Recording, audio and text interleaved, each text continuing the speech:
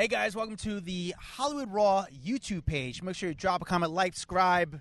Do all the fun things. Follow everything. We're here to entertain you guys. What are you waiting for? Hurry up, let's go. Enjoy.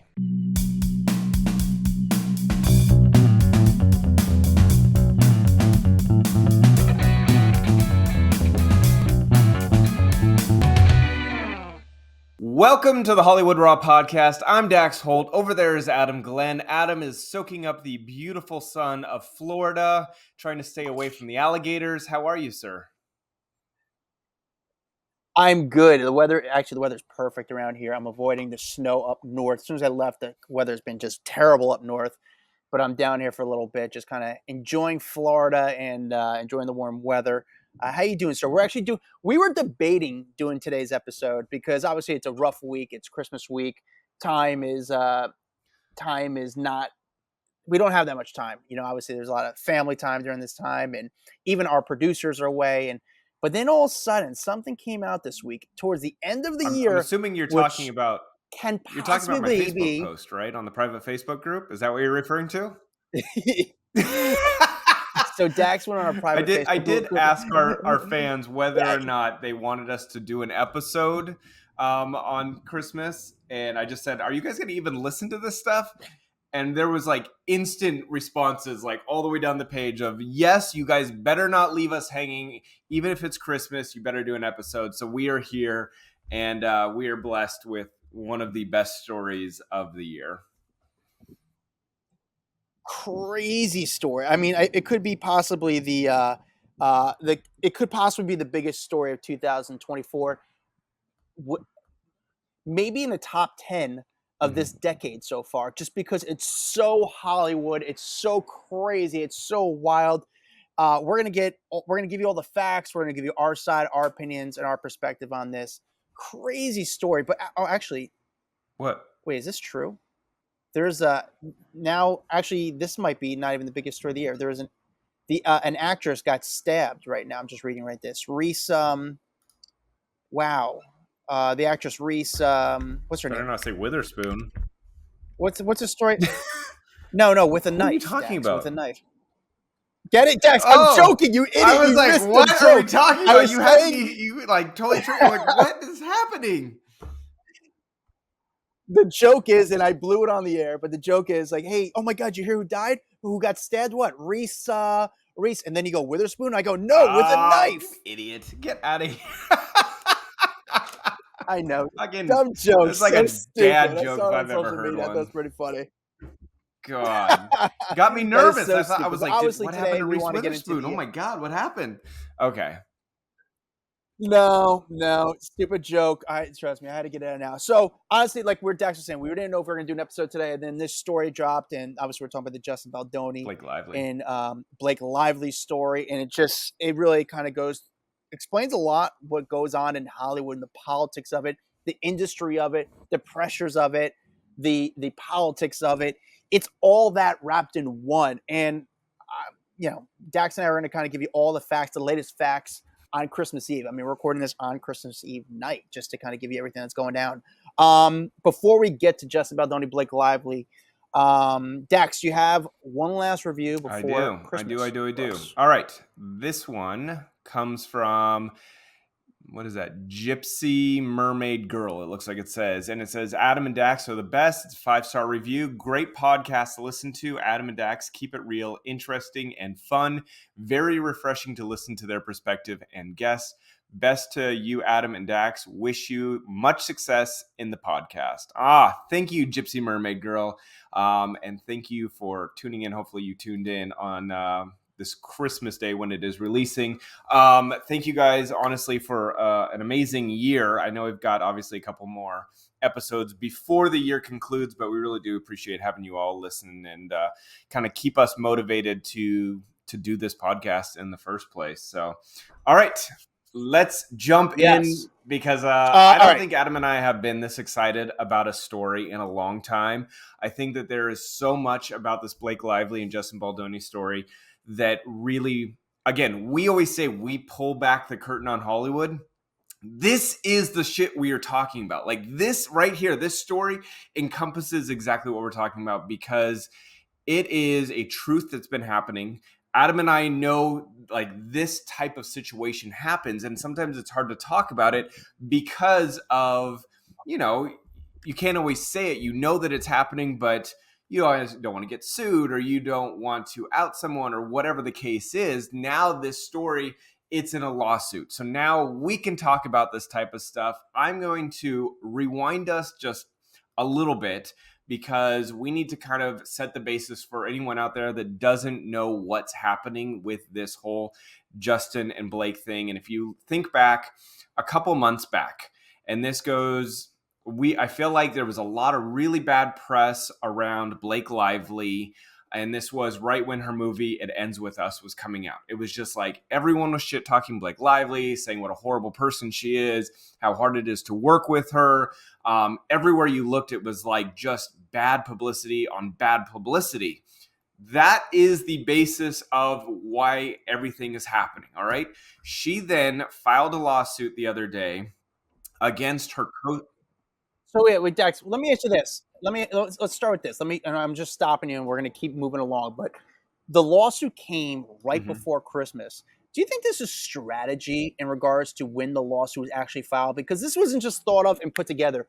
There had to be some strategy when they file a lawsuit. Now, for example, we both know that in the month of December, around this time of year, Hollywood basically shuts down. Nobody takes meetings. No one's in their office. No one's pitching projects. No one's working on projects.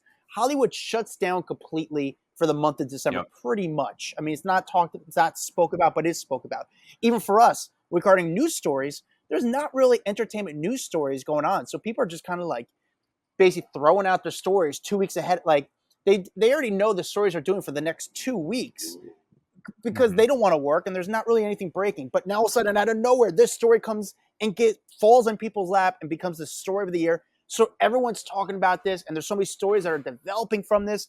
Do you think there's strategy? I think it is one of the most common things in Hollywood to file a big lawsuit and file divorces right before the holidays. It used to happen all the time. Like a divorce would get filed at the last second, right before Thanksgiving, right before Christmas, right before New Year's, because you try to either slip it in. If it's a divorce, they try to slip it in, and hopefully no one will notice. It'll be a long weekend, and then it'll just kind of slip through the cracks.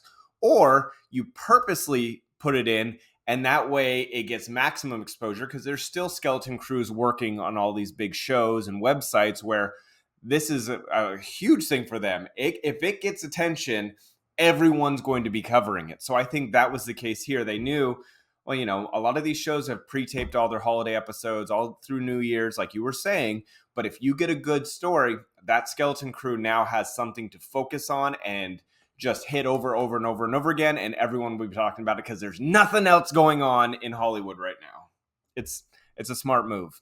So let me get you up to date on what exactly that lawsuit was. So Blake Lively, she filed this lawsuit against her former It Ends With Us co-star / director Justin Baldoni. She basically laid out all of her allegations of sexual harassment, and that she claims is a coordinated then went into a coordinated effort to destroy her reputation. And that's what I'm talking about, all that bad publicity that she had months ago.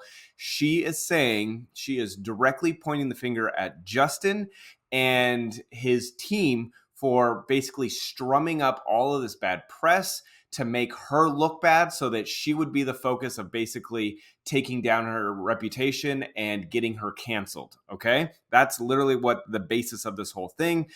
His team is fired back, calling the allegations a false attempt to rehab her reputation.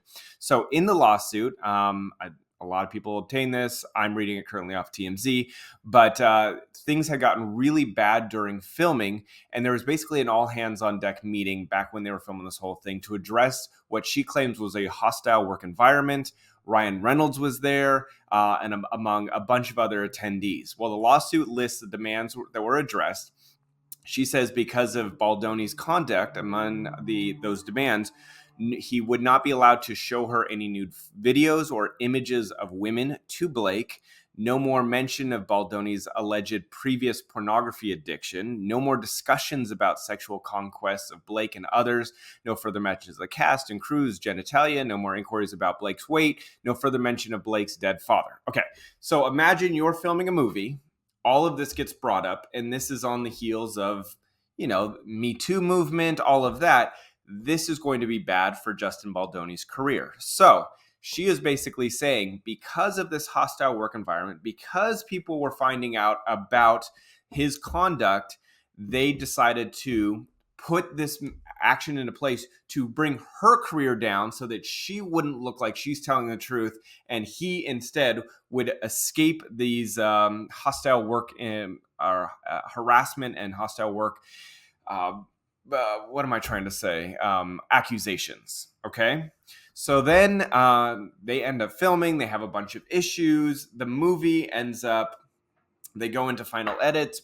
Blake is not happy. And keep in mind, Justin is not only a co-star, he's also the director. He's tied in with Sony and with his film company. And Blake didn't like how the movie was finishing up. And so he had an edit and she had an edit. She put in some of like Taylor Swift's music. Sony ended up taking her version of the final edit. This movie gets released and makes $350 million. It's actually a huge success. But there's all this stuff still rumbling in the background. And now she is going out saying that basically he purposely hired a crisis PR management expert by the name of Melissa Nathan. And then she had some other people working for her. And their sole purpose was to take Blake Lively down. And this is where it gets wild. And so if you guys haven't had a chance, I would like you to read the entire New York Times article where it is basically saying it from the other side. And it talks about how right after the release of It Ends With Us, that Justin Baldoni, who was obviously the director and the film star and lead producer, hired this crisis public relations expert. And then they conspired together to take Blake Lively down. And the title of this article is a quote from the woman that says, "We can bury anyone." And then it goes into the whole background saga of a Hollywood smear machine. Adam, how am I doing so far explaining this? Dude, so good. I mean, again, this story just involves power. And, what happens with these publicists a lot, they'll speak to the outlets they want to speak with. They'll speak to these bullshit outlets like Interview Magazine and all these random things because they do these fluff stories where they do put their celebrity on a cover of a magazine that nobody reads. But when it comes to the actual outlets that are actually breaking stories, a New York Post, a Daily Mail, they don't really speak to those outlets. They don't have that kind of relationship. Their relationship with those outlets is more answering the phones. They'll make the phone calls to Fallon. They'll make the phone calls to these other things, to Men's Health. But these other ones they don't find safe. So they have the relationship with these outlets where the publicists pretty much feed a lot of the, finally when these publicists who have a lot of information start feeding the outlets that they don't usually talk to and they start giving them stories. An outlet is a business. They're going to run with the story. And they're like, hey, wait, this is a source. You ever read a story and say source is close to blah, blah, blah? Well, yeah, the source sometimes, and a lot of times, is their publicist. So the publicist is feeding these major news outlets that usually don't talk to them stories. Of course, the outlet's going to put out those stories. So there is some... Do you understand the game of it? We understand. I'm just trying to explain to the people at home, like the game of it. So finally, here's a source. Everyone wants to know who the source is. Well, here's a source, a credible source, because they work for the town, is giving me stories about that set and about that movie. They're going to run with it. And according to this lawsuit, allegedly, Blake was not aware of that stuff, and it hurt her reputation. It hurt, people's thoughts, and directors might not want to work with Blake because of the stories and the allegations against her. It did hurt her. In fact, Dax and I think we both sort of we talked about this. Yeah, we're guilty of it. I think that from Blake's side, she goes, and it's not from Blake directly, but from her legal complaint, it's basically saying like people want these celebrities to be crushed so bad and to be canceled that this plays into that. And that's why it is so dangerous, because, someone can say anything on social media and that rumor will fly around the world way faster than the truth will ever fly around the world. So she ends up filing this legal complaint last Friday, and it basically claimed that the PR effort had an explicit goal, and that goal was to harm Blake Lively's reputation, to distract the public from Justin Baldoni and being basically accused of another Me Too type issue. And so her filing includes excerpts from thousands of pages of text messages and emails that she obtained through a subpoena and other documents. And I can tell you that the New York Times went through all those documents before writing up their story, and basically saying that these are people that have had a long-standing reputation of shaping the public's opinion about celebrities through gossip columns, tabloids, strategic interviews. The documents show an additional playbook for waging a largely undetectable smear campaign in the digital era. And so, again, I love that this is coming out. It's so good. It is so, like, again, inside Hollywood, but is like exactly what this is the shit we love to talk about. And so basically this publicist said that, he, as in Justin, wants to feel like Blake Lively, can be buried. And that is literally what they're saying. And she goes, well, this is Melissa. She goes, I can bury anyone. That's where the big quote comes from. Keep in mind, Melissa Nathan, who is a crisis management expert, she has worked with Johnny Depp, Drake, Travis Scott. And it's really interesting because the second this story dropped, Amber Heard was one of the first people to come out and completely back Blake Lively. Whether or not that's a good thing, I don't know. But she has said that, like, look, when Melissa was with Johnny Depp, there was a smear campaign against me where I was supposed to be delegitimized, and people hated me in the public opinion. And a lot of people said after that court case with Amber and Johnny, he not only won in court, but won in the court of public opinion. And what Amber is essentially alluding to is this woman did the same thing to me that is happening to Blake Lively, is they went on a smear campaign to make me look like I was a terrible person, that I couldn't be trusted.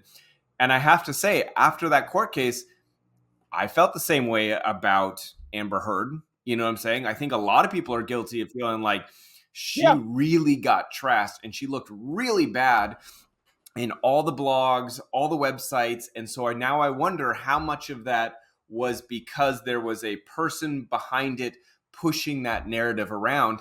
And, you read this whole article and the things that they, Well, actually, Dex, before you even move on, one thing I do want to mention, Melissa Nathan, okay, the publicist, her sister is a editor at the New York Post, and allegedly she did some stories on the case. I mean, one of the titles that she reportedly was done by her, the headline was Blake Lively approved final cut of It Ends With Us amid feud with co-star director Justin Baldoni.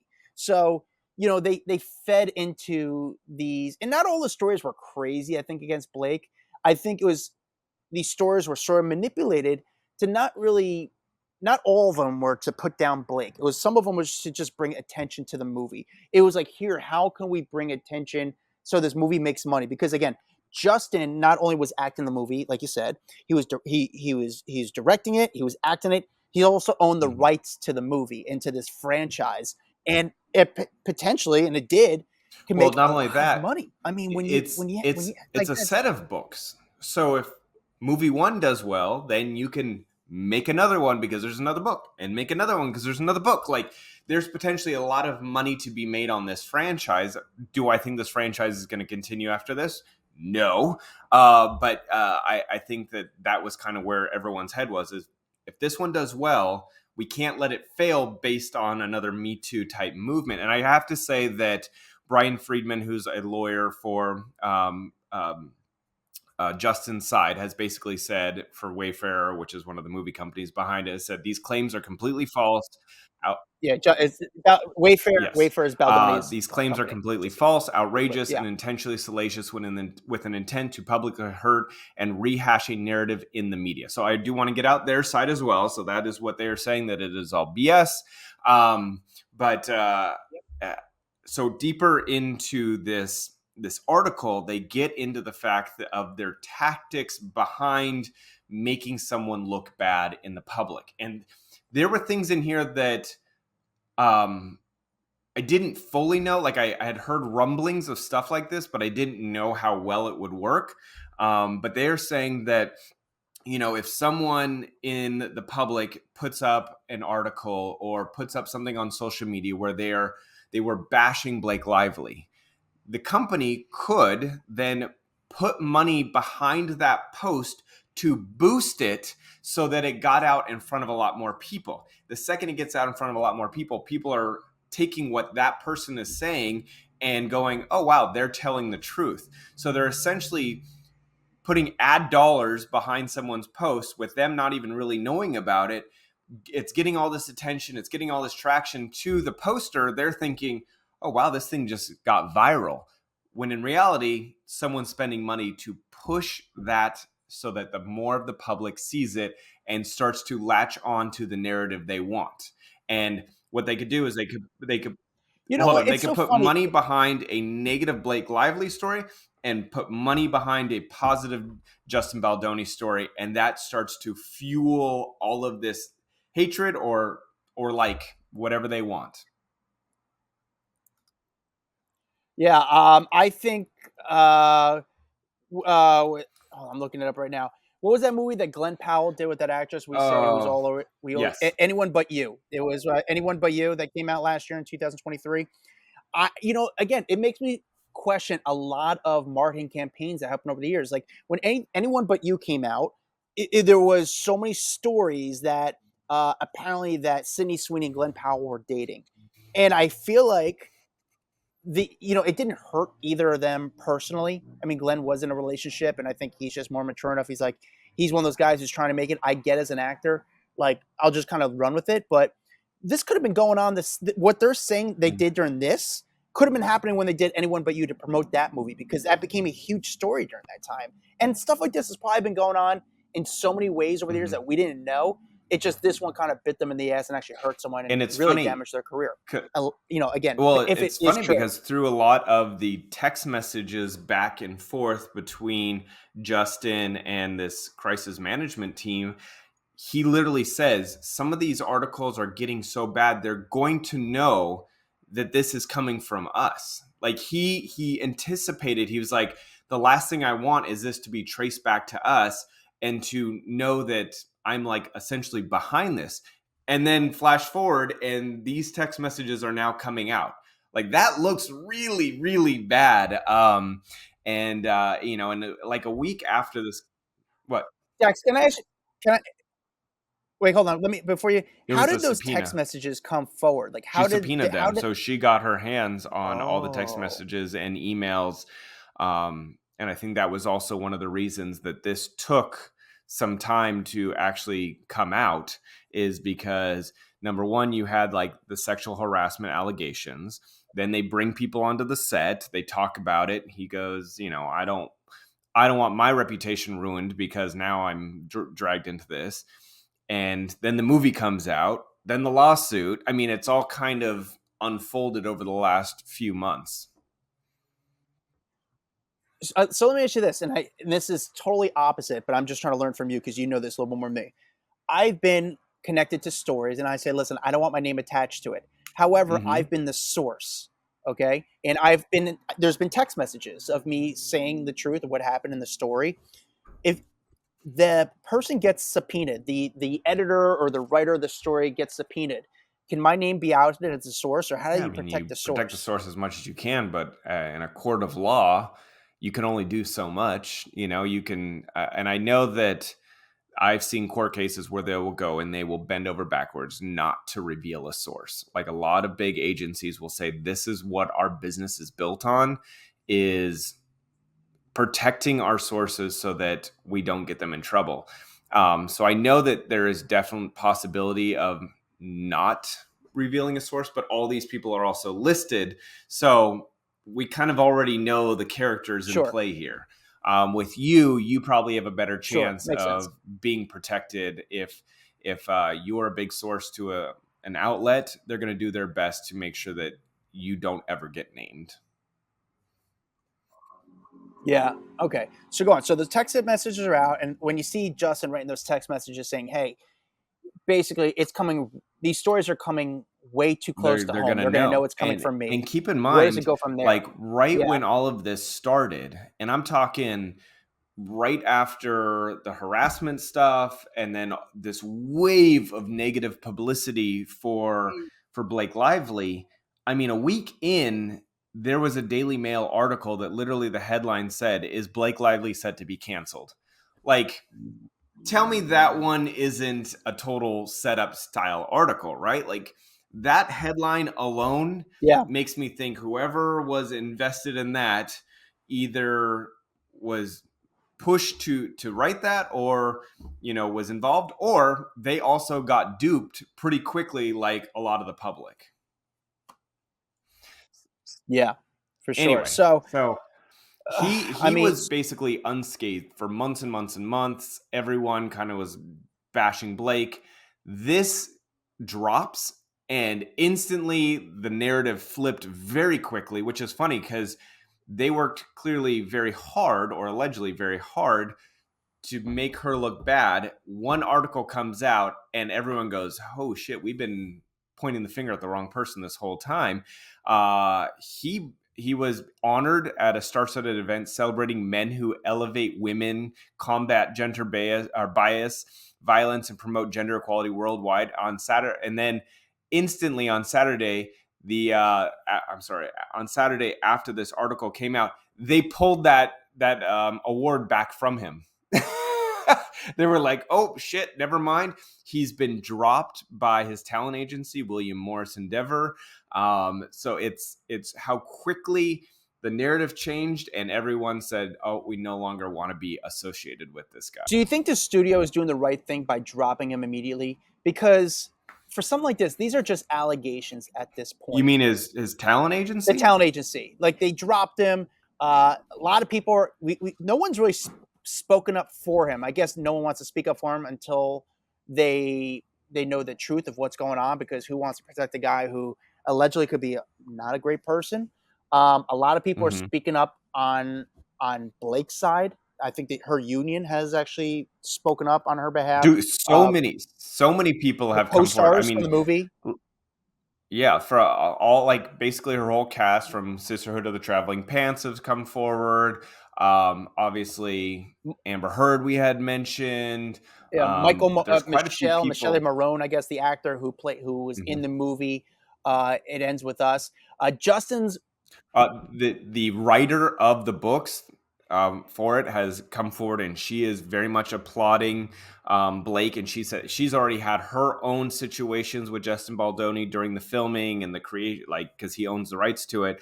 So she's also said, "Look, I'm 100% behind Blake." So I mean, there's so many people that, to me, that also speaks volumes here. Yeah, I mean, Justin's podcast partner quit because of this sexual harassment filing. Now, again, he's been sued over it. He hasn't been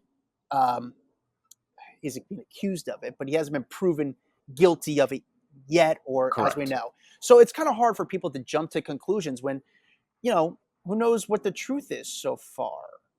In my opinion, like, it's just kind of crazy. It's just everything's happening. It's funny. Everything's happening so quick.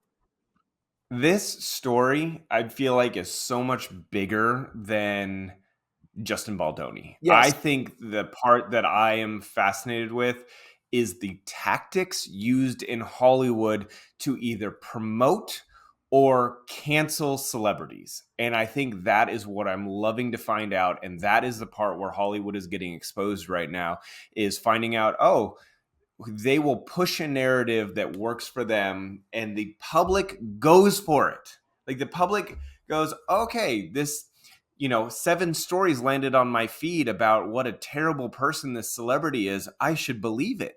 And it's because behind the scenes, there's someone pumping money into this. And I think we see it a lot more with politics and news events and stuff going around the world. We know that, these social media sites will push a narrative that they want, or TikTok will push a narrative, and it really invokes people. You don't hear it as much about celebrity, and it seems like it is a much more commonplace in celebrity than any of us ever really thought about. Yeah, I feel like the canceling comes within, not from the external. They will also kind of push out a narrative and pump out a narrative, and that's what I think they did with this. And it shows a lot about how it makes me question of all the celebrities we canceled in the past. Maybe someone has it out for this person. Maybe someone with deep pockets has it out for this person. Maybe their team. It was like a battle of teams, and people would say, "Who's the alpha male here, or alpha female here?" I mean, it's just the fact though that they can put some money behind stuff and stars can disappear that quickly is wild to me. It makes me also wonder. We've talked about we talked about Bobby Altanoff. Is that how you say her last name? Yeah. And how everyone always questioned, is she a Hollywood plant? Well, now I don't think you have to necessarily be a Hollywood plant, but if someone can strum up so much publicity to take someone down, they can strum up a lot of publicity to bring someone up too. If you have the right team behind you that knows how to pull the PR strings and be undetectable, then that's pretty amazing. That to me could be how a lot of someone is not a star one day and the next day they're a household name. There's probably a lot more behind it than they just have talent and they hit at the right time. So now it's interesting because people who are necessarily not in front of the camera, however, very powerful people in Hollywood, these publicists are now fighting with each other. You have Justin's ex-publicist suing another publicist. And I mean, these are very big time publicists. No one wants to be associated with this story. Yeah. You want to distance yourself as far away from being anyone associated with Justin Baldoni's PR team at this moment, because you're getting dragged into just a shit fest. And I got to think this probably looks really bad for Melissa Nathan, who has been obviously, repping massive people. Does this hurt her cause, or is it actually a good thing that she is super savvy? She understands the landscape. She knows how to navigate. To me, it might make me go, well, maybe I do want to work with her. If she can do the negative, maybe she can also do the positive and, really spin doctor some stuff. So she is a crisis management expert, in my opinion. Then. Yeah, but here's the thing is, would you want, Dax, let me ask you something. Now, she was great in the past, but now from this moment, would you want to work with her again? Because now that you know that it's kind of public that her sister is a big time editor at the New York Post, so she has that contact there. Now you know what she's done. If she called an outlet, do people trust her word anymore? So she's going to call an outlet and say, "Hey, I got this story on this." Do you trust her what she has to say? Because I don't know if I would trust her because she can give you a narrative.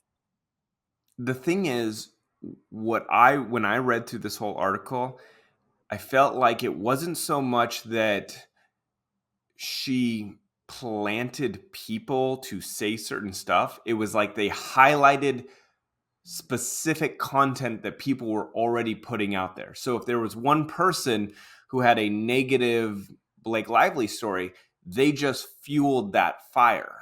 They were very calculated on the things that were being said, searching. The second they found something negative, okay, let's fuel that fire. If you can do that to negative, you can do that positively. So, you know what I'm saying? So in my opinion, maybe someone like this, if she used her powers for good, it could be a really powerful person in Hollywood to be associated with. Good perspective. So to give you an example like this, you guys might have seen stories over the past few years or last couple of years. I know they're starting to slow down because I think outlets are starting to catch on to it. But you ever see the stories say, the internet says Britney Spears needs help. The internet says Jay-Z and Beyonce are no longer together. Those aren't real stories. They just looked at 7 people who left comments on Twitter and said, hey, we're going to make a story about this. You think they're just reading every single comment and saying, okay, more people on the internet are saying they're just reading a few comments, and we're just dumb enough that we fall for these type of stories. At least I don't, because I don't even read those stories, because I don't read anything since the internet, because I just see right through it. So, but yeah, you're right, Dax. They kind of highlight those sort of stories, but kind of they plant that seed in people's head. So, so where does it stand now? Obviously, Justin's being sued he's being sued by his ex-publicist. We talked filed this paperwork. Yeah. So, and wait, hold on, Dex. Before we move on, Ryan Reynolds. Yeah. Where does Ryan? I saw the story that Ryan Reynolds allegedly blocked Justin on social media. No, he is fully on Justin Baldoni's team. He is very much against Blake Lively. I'm just kidding. My face is like... Your face was so great. You were like, what? No, during the filming, I guess Justin was blocked by Ryan Reynolds, like way back then. So, and I think that was part of it. You remember a lot of the speculation started to really come up when they had the premiere, and Blake was not walking next to Justin Baldoni. Like they just co-starred in a movie, but yet they won't take pictures together. When do you ever see that happen? You know, whenever it's co-stars of a movie and they're the two main faces, you always see them hugging and like taking pictures and walking in together, and they wanted nothing to do with each other. And come to find out, Ryan had blocked him. And, you know, obviously Ryan is standing behind his wife 100% on all of this. I mean, the fact that he showed up to that day when they were basically doing sexual harassment sensitivity training, and this was what she asked for, and Ryan showed up, I think that says a lot when your husband goes to be like, don't fuck with my wife right now. Like, you guys need to get your actions set together. I'll say this. Did you send this to me? What Perez Hilton said, because you sent me, I think, a video by Perez, which was really interesting. Perez did this whole thing, and he questioned, why didn't Blake include Sony into her lawsuit, which is interesting. Like, normally, if there is a workplace, you want to work again? Sexual harassment suit, that you would include the filmmakers, the person, the studio, everyone. Like, every time you see a lawsuit when it's sexual harassment, you would include like the bigger entity, and she didn't. And that was Perez put that out as like, just why not? Like, what is the bigger play here? Is it that she wants to get the rights for the rest of the movies? Like, what is the play behind that? And it did make me think. I will say that much. Yeah, no, it's a unique perspective. Ryan, in the other part of it is it goes down into kind of the politics of Hollywood. And let's be real, Ryan Reynolds is a very powerful person in Hollywood. He's got a large network. And don't get me wrong, Justin also is very quietly, he's not the Ryan Reynolds name, but quietly has done some very big projects, had a very good reputation in Hollywood. Ryan is sort of part of the political guard. I know he makes a lot of money for, is it studio? It's for which, I guess, for Deadpool is Warner Brothers, I guess, maybe. I don't even know. But he does bring in a lot of money with his projects. It's funny because the other thing about it right now, in my opinion, what I'm just saying, my personal opinion, there's no truth to this, but if I was Blake's team, her publicist, her legal team, I would be pushing out as many facts besides the lawsuit. And I don't know if you want to do is your own narrative to the things like, hey, by the way, here's some stories you didn't know about. Here's some other stories. Sort of doing what allegedly Justin's team was doing for the media to promote the movie. You do the same thing. Give all the media the facts. Say, hey, here's what you didn't know. Here's what you didn't know. And then all of a sudden, Blake's sister, Robin Lively, puts out her own statement. That becomes a news story. And she went public on her Instagram. Blake's brother-in-law, Bart Johnson, who's an actor as well, puts out a statement on his social media, which becomes a whole other news story. So your algorithm is getting flooded with almost pro Blake stories at the moment, and no one's speaking up on Justin's behalf. And so, Justin's team is saying, and Justin's team is very much saying, she is just trying to rehab her image. That is all that is happening. She's trying to rehab her image. She's pulling the same tactics that she is accusing us of pulling, essentially. So, again, this is not going anywhere. I love the just look behind the tactics that are used in Hollywood. I find it so fascinating. I don't see it going away anytime soon. I'm sure we'll have many more stories coming up in the next couple weeks with this. But woo, what a way to end the year, Adam. Whoa, man. I mean, there's just so many stories that are just coming. It's just they're flooding the system. Right now, there's a story right now. Blake is trying to make Christmas special for her 4 kids amid Justin Baldoni lawsuit.